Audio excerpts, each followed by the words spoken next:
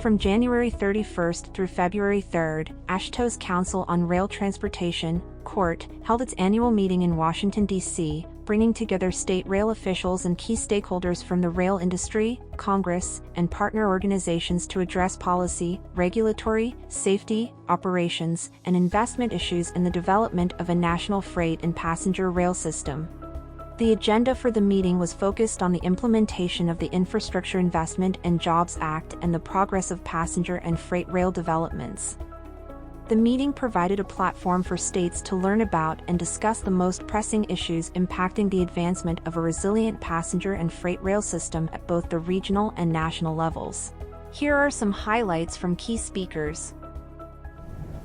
With the IIJA being passed a little over a year ago, states are working extremely hard to implement the funds that have been made available in this historic bill that provides unprecedented levels of funding for rail transportation.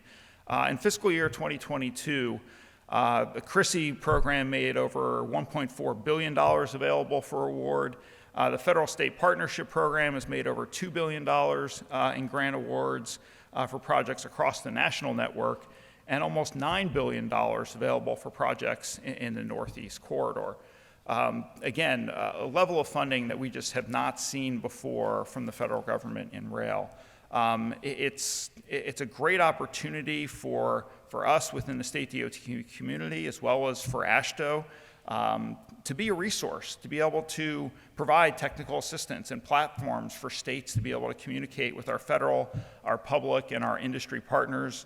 Support from the FRA and cooperation from states and our federal partners is critical to the successful implementation of the funding provided by IIJA and to help implement the vision for transportation that's shared by the White House, Congress, and all of us here today. So it's extremely important for us to be able to come together in meetings like this, to be able to do this, to be able to talk about areas where we can work together to advance rail transportation specifically. During the first year of the infrastructure law, FRA made more than $16 billion in rail funding available. And we utilized funding we already had to advance more than 70 rail projects across the country. These were projects like the Raleigh to Richmond corridor, which is going to lead to increased intercity passenger rail service in the Southeast. Projects that are essential to the movement of people and goods, as well as our national economy, like the FRA work that we are going to be doing to replace rail bridges over 100 years old in Maryland, New Jersey, Connecticut, and New York.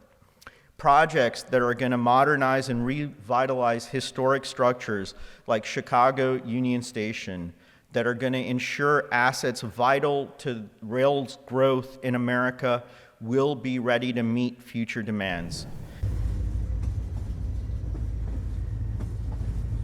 Hello, my name is Ian Jeffries, and I'm President and CEO of the Association of American Railroads. I was scheduled to join you all at your recent Council on Rail Transportation Committee meeting last week, but I was unable to make it due to a congressional hearing I was participating in that ran long. I was disappointed to miss it, as I always enjoy the opportunity to spend time with AASHTO community members. And thanks to you all for your leadership in the states. The railroads understand the role that AASHTO and state DOTs play in transportation and by extension, the supply chain.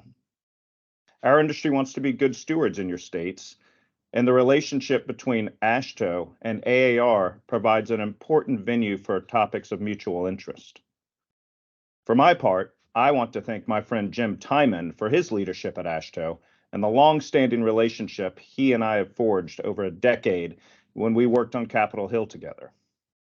Looking ahead, our industry is focused on three main factors to ensuring quality service. 1, an appropriately staffed and compensated workforce.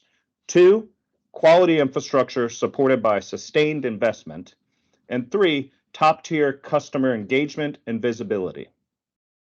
Fourth, the industry continues to confront an emboldened active regulatory state at both the Surface Transportation Board and the Federal Railroad Administration.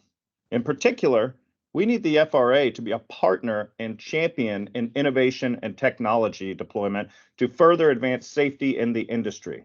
not a roadblock. We strongly supported the enactment of the bipartisan infrastructure bill, and I remain extremely bullish on the future of this great industry and transportation more broadly. The creation of a grade crossing elimination initiative in the bill will pay dividends into the future, reducing accidents, limiting motorist delay, and increasing freight fluidity. Additionally, through grant programs such as Infra, RAISE, and MEGA, we are eager to partner with state and local governments to pursue relevant projects of regional and national significance. In closing, railroads have a strong track record across a range of fronts. Yes, we have our ups and downs, as every industry does, but it remains truer than ever that we are built for the long haul and the future is bright for moving America's freight by rail. Thank you for letting me provide these remarks, and I look forward to seeing you all in person soon. Have a good day. On the legislative front, Chrissy is our #1 priority. I'm sure I'm not breaking news on that for anyone. Chrissy is a huge deal to short-line railroads. We've heard a ton about it this morning from the FRA team, which is here in force, and that was all great stuff. IIJA, of course, created and expanded quite a few programs that are of interest to short-line freight railroads: RAISE, Infra, PIDP, grade crossing elimination. But from our point of view, those all sort of pale in comparison to Chrissy. We're exploring some legislation to help short lines deal with natural disasters. But Hurricane Ian from the fall, obviously massive damage throughout Florida, but it essentially wiped out about $30 million of infrastructure on the Little Seminole Gulf Railroad, which is a small short line in Southwest Florida. And for Seminole Gulf Railroad, which makes like a few $1 million a year in revenue, the idea of fixing a $30 million infrastructure hole is a non-starter, right? So without some sort of major infusion of public money from either the state or the federal level, they're just gonna have to abandon a big section of their railroad. And so that situation can be repeated throughout the country. And so there's really no help for that right now at the federal level. FEMA doesn't go to private entities. SBA only does loans for up to $2 million, which is not a relevant figure for freight railroad infrastructure. And so we're gonna, and there's a FHWA disaster relief program, there's an FTA disaster relief program, but there's no FRA disaster relief program. So we're gonna see if our friends in Congress want to help us fix that. But this is a study that we've just redone with Oxford Economics. And basically, when you take a look at direct and indirect impacts, the railway supply and industry contributes $75.8 billion to GDP. In addition to that, 682,000 jobs, directly and indirectly. And those jobs are really good and important jobs. $91,000 is the average pay, which is a little over $20,000 more than the typical pay in other industries. We contribute $15.5 billion to taxes for both state and federal. Chuck already mentioned some of the secondary benefits, which relate to, the benefits of rail, so less congestion on the highways, fewer fatalities, fewer investment that's required from the government. One Rail essentially is all the major groups that work on rail transportation pretty exclusively at the federal level.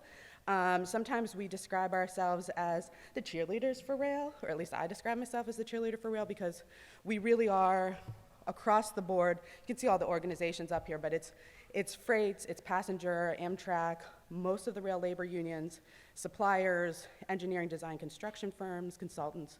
So it's a whole host of the world. States are not a part of our coalition, but we love to partner wherever we can and are so happy to be at these kinds of conferences. One of the things I want to flag is, bipartisan infrastructure law. One Rail put together a policy document with what I would have considered at the time, and probably said to people at the time, was wild amounts of funding requests. Doubling and tripling programs that hadn't seen $100 million increases, let alone hundreds of millions of dollars or billions of dollars. And the fact that bipartisan infrastructure law, IIJ, became law, we should all be giving ourselves a pat on the back. This is an unforgettable investment in rail and transit. Together, working with our partners, we work to get the 3 E's out: education, enforcement, and engineering.